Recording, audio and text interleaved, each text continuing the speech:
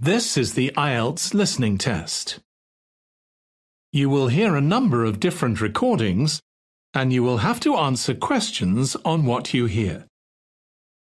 There will be time for you to read the instructions and questions, and you will have a chance to check your work. All the recordings will be played once only. The test is in 4 parts. At the end of the test, you will be given 10 minutes to transfer your answers to the answer sheet. Now turn to Part 1.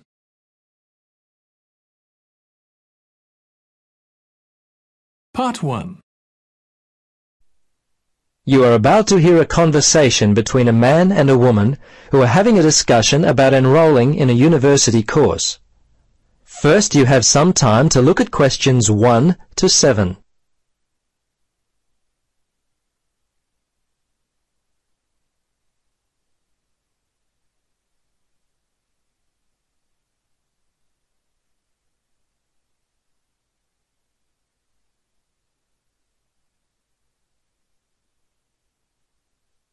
Now, listen carefully and answer questions 1 to 7.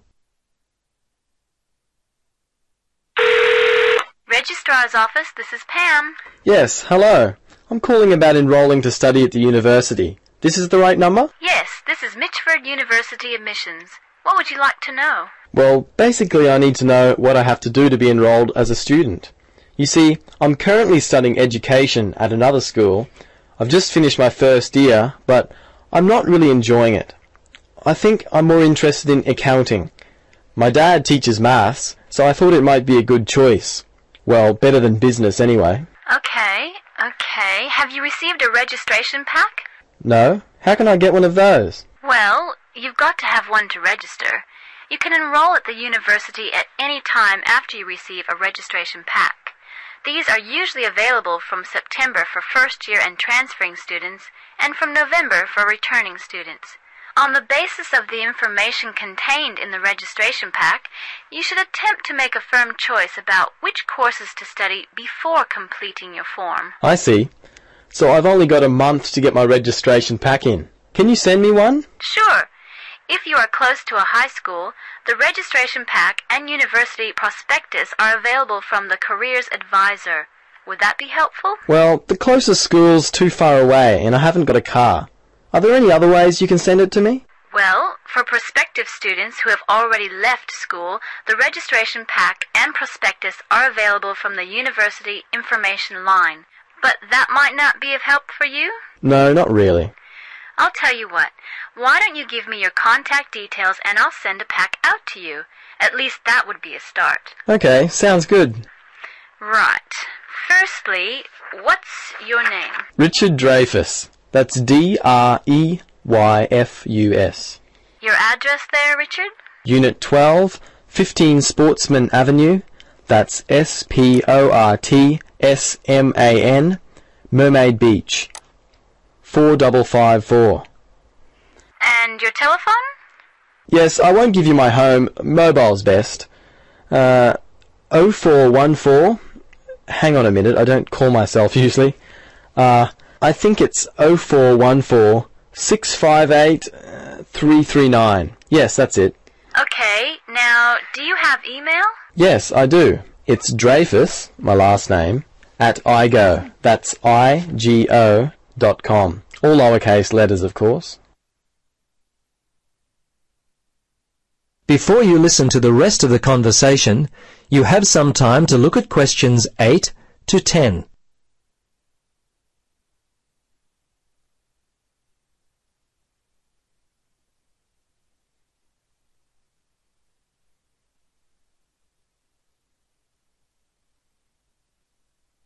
Now listen carefully and answer questions 8 to 10. Okay, that looks fine. Now, do you have any questions for me? Yes, I've got a friend who is interested in studying at the university. I'm not sure what would be best, the best way for him to register. Can you give me some suggestions? Sure. There are 3 ways to register. Option 1 is telephone registration. Before you telephone, fill out the registration form included in your pack. This will ensure you have all the information that you require. The number is in your registration packet. Don't forget to hold on to a copy of your registration form for future reference. Yep, okay. Option 2 is registration by post. All you have to do there is complete the relevant sections of the registration form and post the completed form together with all documentation required in the envelope provided. All right. The third way is to simply come in. Visit the Student Information Center in the Information Services building, and your friend will receive personal assistance on how to complete his forms. Thanks very much. You've been most helpful. You're welcome. Good luck with your future studies.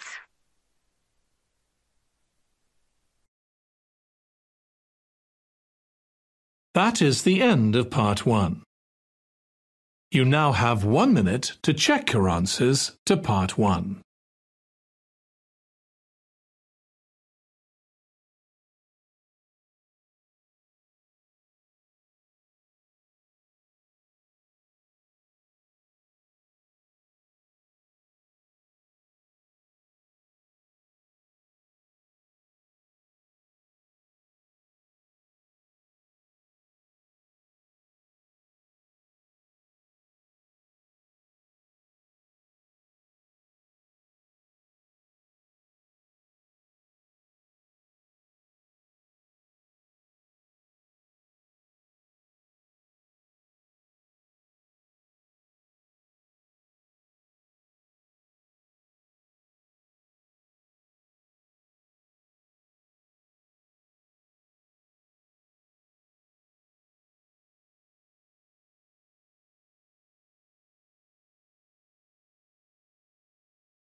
Part 2.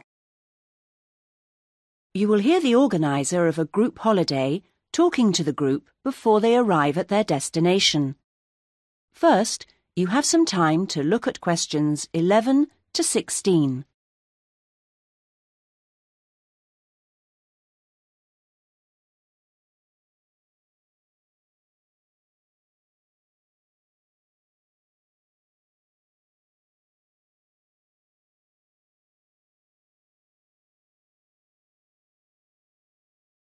Now listen to the first part of the talk and answer questions 11 to 16. Thank you, everybody, for your attention. I hope you're all looking forward to arriving at the town. I thought you might like to know a few things while we're still on the coach, and it'll help to pass the time on our journey. OK, as you know, we're staying at the Park Hotel. It's comfortable and friendly. We're booked in for 3 nights. Now, I'm aware that not everyone wants breakfast there, so if you do want it, you should tell the hotel that you do the night before. We're making our own arrangements for dinner each evening, and there's a cafe open at the hotel most of the time if you want a drink or a snack. There's also a very pleasant lounge on the ground floor with a collection of fascinating paintings. And then I hope you're going to enjoy the various activities that are lined up. However, I do have to tell you that there have been some changes since the original programme. For one, because it's been restored and is therefore closed to the public, we won't be going to the castle after all, I'm afraid. However, there's plenty else to see, and the gardens are still open. Something we've been able to add to the programme is for Saturday, when a local historian will give us a lecture on famous people from the town. I don't know who that includes yet. So, to free up the time for that, we've made another little amendment and changed the trip to the antique show that was due for then on to Sunday. Actually, I think that'll make for a more relaxed programme anyway. We're leaving the rest of Sunday free for you to wander around as you wish. One place you might like to try is the art gallery, because it's got a huge display of old postcards. You can't really send them home to your family and friends, but it's interesting and sometimes funny to see what people used to send. Well, that's the lot on changes. Now you have some time to look at questions 17 to 20.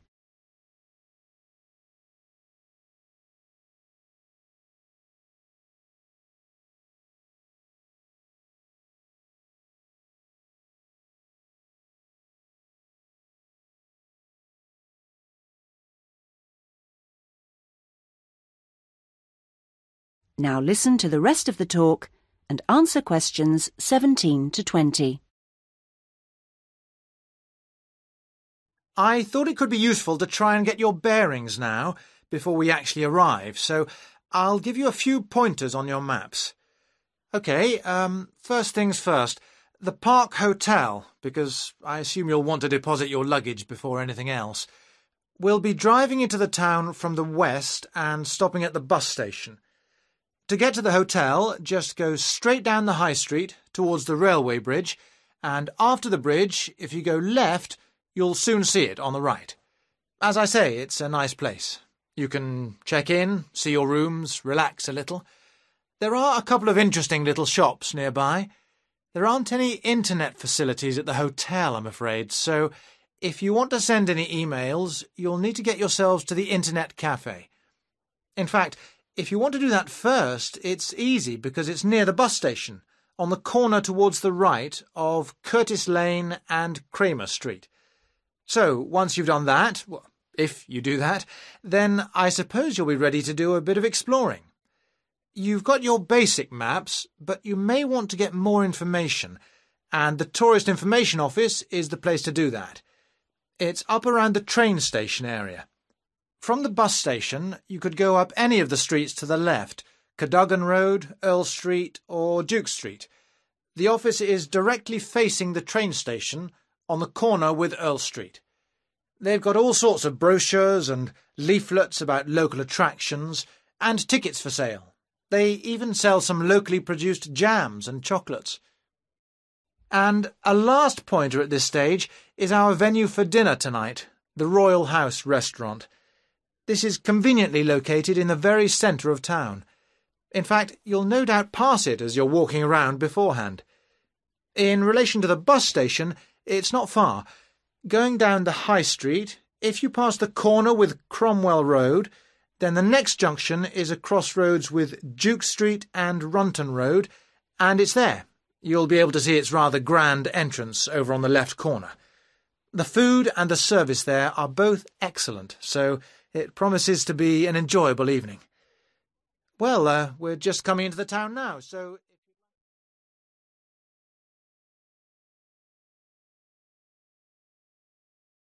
That is the end of part 2. You now have 30 seconds to check your answers to part 2.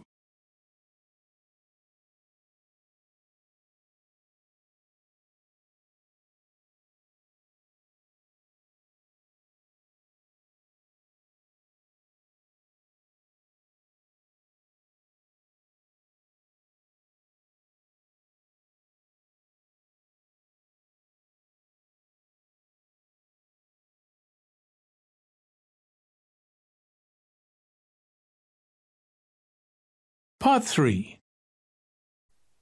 You will hear two friends discussing what to study at Mitchford University. First, you have some time to look at questions 21 to 27.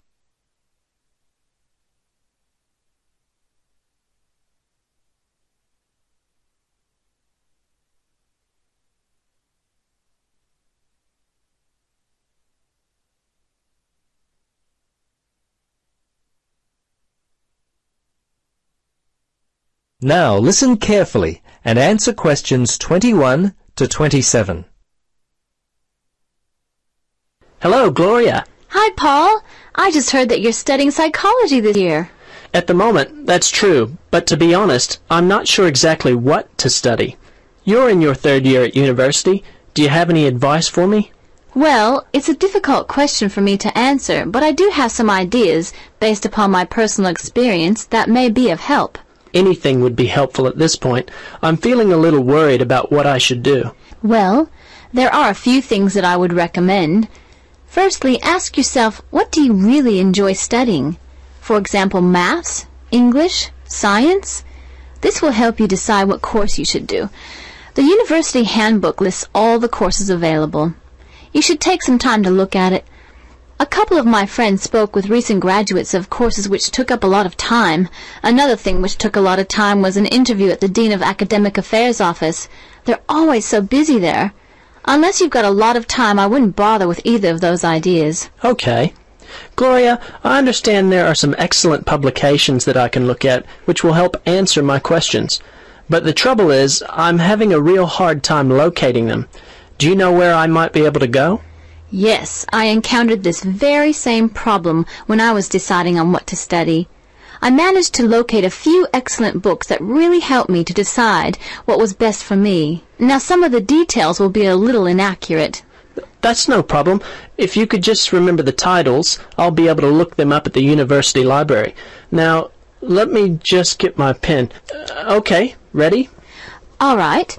The first book I found was What Should I Do? It was written by Paul Smith, and I believe it was published in 2000 by Smith Brothers. I think this was the best book I read, although Judy Newton's Choosing University Courses was also an excellent help for me. Can you remember what year that one was published? Let me see. Most of the books I read were published around the same year, 2000, I think. I can't remember who published it.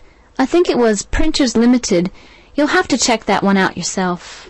No problem. This is just what I've been looking for. Anything else you could recommend?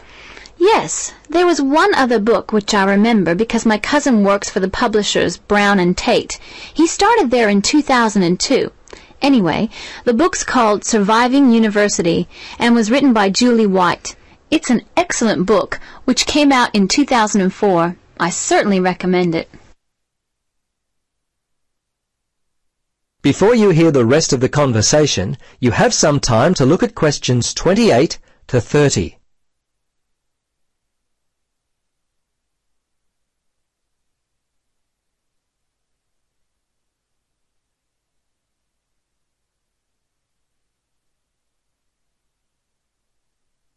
Now listen and answer questions 28 to 30. Gloria, this discussion has been so helpful. I wonder if I might ask one more question. Sure. What would you like to know? Well, I'm wondering why you finally decided to study psychology. Well, what helped me to decide was my interest in working with people. I think that's what you've got to really decide in your own mind. Do people give you energy or do they drain you of energy? I asked my friends what they thought of my idea, and most of them thought it was a good choice. Yeah, you know, I think my parents or family members who know me well would be a good place to start. I think if you like to research subjects, you might prefer to work by yourself. That could help you to decide what area you should study. For me, I like working with numbers, and I knew psychology involved a lot of this, so that also helped me to choose my course of study. The bottom line is you've really got to know what you naturally like to do. Once you work that out, you simply choose areas of study that relate to those things. Well, Gloria, I can't thank you enough for your time. Would you be interested in joining me for a coffee?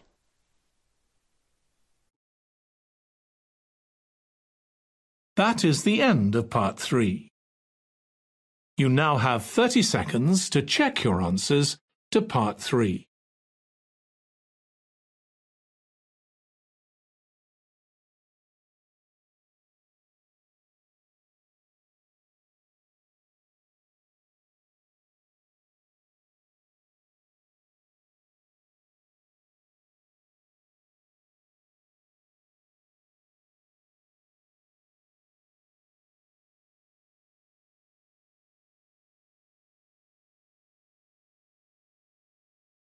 Part 4. You will hear a writer giving a talk about the different kinds of writing that the audience might want to try doing. First, you have some time to look at questions 31 to 40.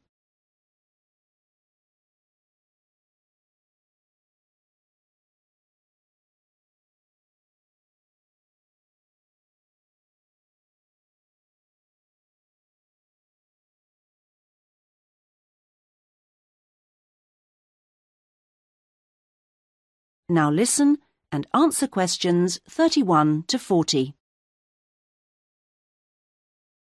So, I'm now going to say a few words about the various different kinds of writing you may want to consider. Each has its own challenges and rewards, and it's really a question of seeing what suits you best. There are no rights and wrongs here. Let's start by considering the short story. Remember that a short story isn't just a very concise novel.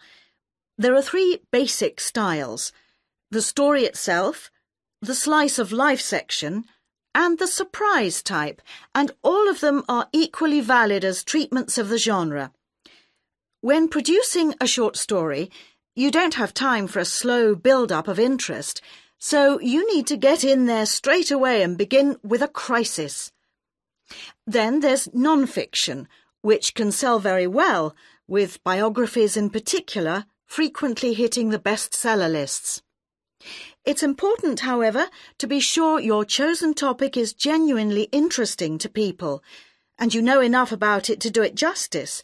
So when you're submitting your idea to a publisher, it's worthwhile to give them details of specialist knowledge you have. What about articles? Now, this is a very wide area, of course, going from the very learned and obscure to the populist gossip type. Articles based on giving advice are a proven area, and to give them a sufficient focus, you should produce your article for a definite market. That will help to define your purpose. Turning to something different, there's the question of poetry. It's often hard to define what poetry is exactly. Maybe it's easier to say what it isn't. But it should be subtle, so the message of a poem oughtn't to be overly obvious. True poems let the ideas sit there for the reader to ponder. What they must do is sound good, like singing. So I recommend reading what you write aloud to yourself to check the melody. Well, then there's plays, which are basically novels, but told only through conversation. A playwright includes minimal instructions for actions, but not for every small action the actors will perform. Things such as moves towards sofa and so on are for the director to come up with. If you're thinking of trying your hand at a play, a good starting point would be to educate yourself a little in the art of acting, so that you know what the people who deliver your work can and can't do with it. What next? There's radio, of course. Radio uses an enormous range of material, and the BBC Writing for Radio Handbook contains information about all of this. To begin with, I suggest regional stations for sending your stuff to. The competition for national radio is extremely high. OK, another interesting area is children's literature. Now, very few, if any, children's books are published without pictures, but this doesn't mean that you, as writer, have to draw them. That's for the illustrator. What you do need to do is be clear who you want to write for. So fix on one age group, and then aim your stories at that.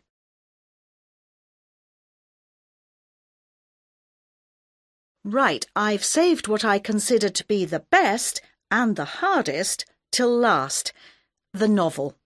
Very long and very difficult to do well, but certainly not impossible, as any bookshop shelves will confirm.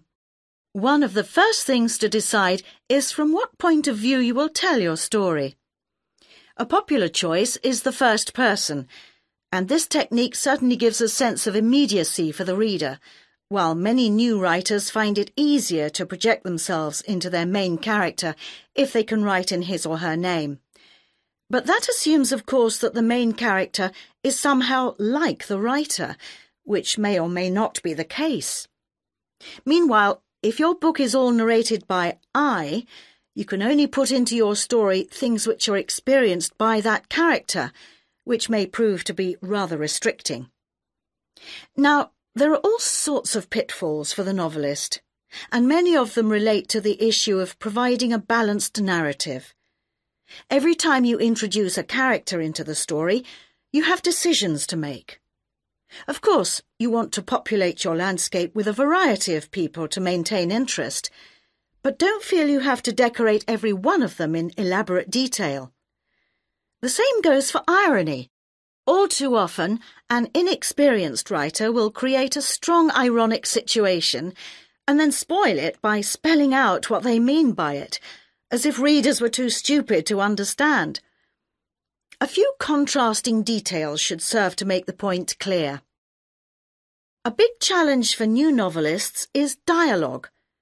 What is the relationship between conversation as people really speak and as it is in novels? Well, it depends. If you recorded actual conversations and copied them straight into your narrative, readers would get confused and bored, all those unfinished sentences going nowhere. On the other hand, you don't want to write out page-long utterances by characters, as these will seem unrealistic to an extreme, but you can insert minor descriptions and actions to vary the pace and add interest. Well, I hope what I'm saying is encouraging and not too off-putting about the various difficulties. Are there any questions at this point?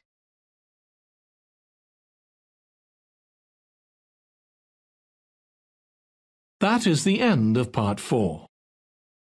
You now have 1 minute to check your answers to Part 4. That is the end of the listening test. In the IELTS test, you would now have 10 minutes to transfer your answers to the answer sheet.